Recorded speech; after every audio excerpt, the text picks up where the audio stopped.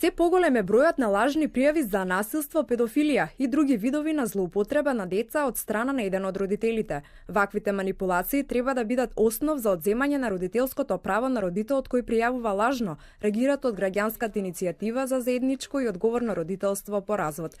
Од таму велат дека во случај кога пак се пријавува вистинското насилство, властите не реагираат. Овие лажни пријави земаат замав. Гледам и од други држави дека лажните пријави се всушност средство да се избегне заедничкото родителство дури и кога законот тоа ќе го предвиди. Од досегашната пракса, по разводот, детето и еден од родителите секогаш се жртви на родителско туѓување, велат од првата детска амбасада Мејаши, бараат измени на законот за семејство.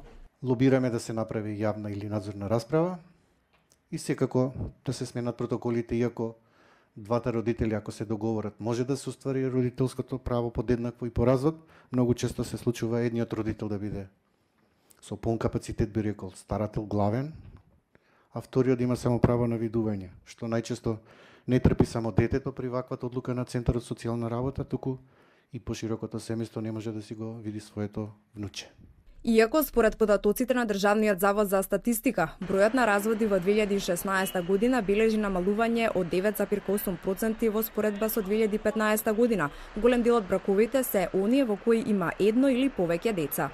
Најголемиот број разведени бракови во 2016 година се оние без деца, 963, а следуваат браковите со едно дете, 463, со две деца, 399, со 3 деца, 133, со 4 деца, 23 и со 5 и повеќе од 5 деца биле разведени само 4 брака.